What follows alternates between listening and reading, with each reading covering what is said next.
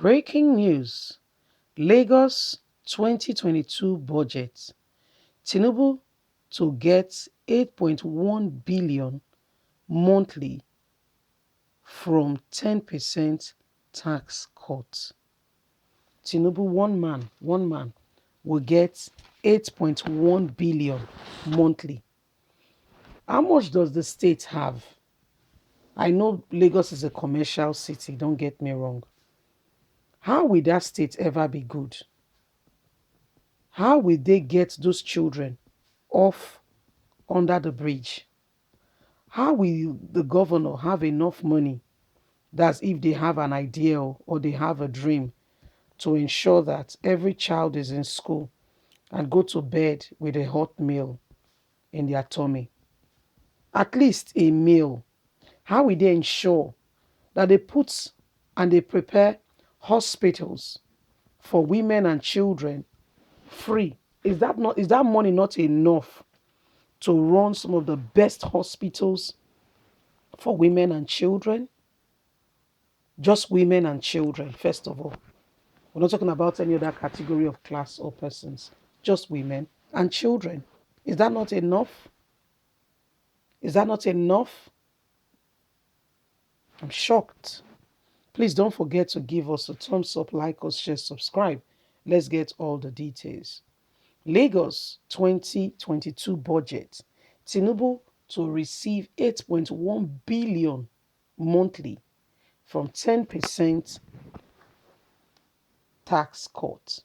Yet he still wants to be Nigeria's president.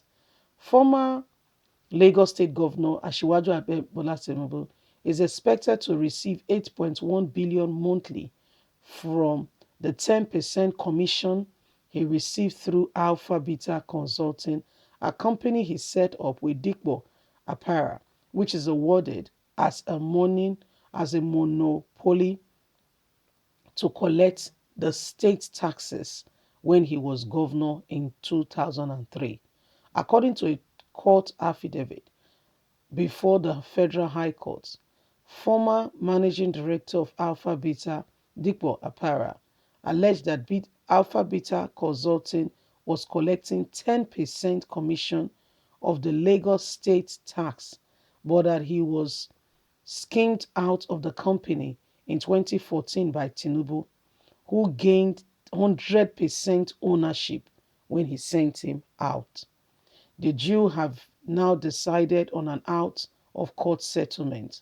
The presidential candidate is expected to receive a total sum of 97.2 billion naira in 2022 if Lagos meets the targets set for internally generated revenue. This money is the money Tinubu himself will receive, not money to take care of children, orphans, widows, or to help Lagos State to become better in terms of road construction, taking out street boys out of the streets, putting out recreational materials and activities that will help them focus in life to get out of bad gangs and to contribute meaningfully to society. So Nigerians, who is deceiving who here? And why do we keep lying to ourselves? Why? We know who the real Yahoo boys are. We know who the real thieves are. We don't go after them. We go after the peasants. Now, is that a yardstick for anybody to commit crime? By no means, no.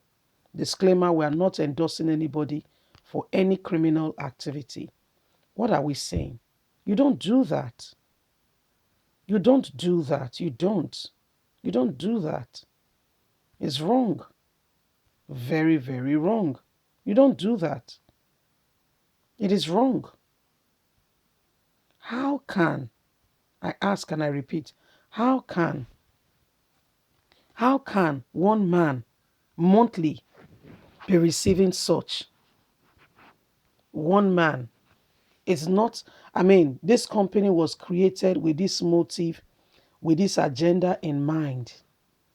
And yet, Bode George, it may be many things, him and Tinubu might have their differences running between them.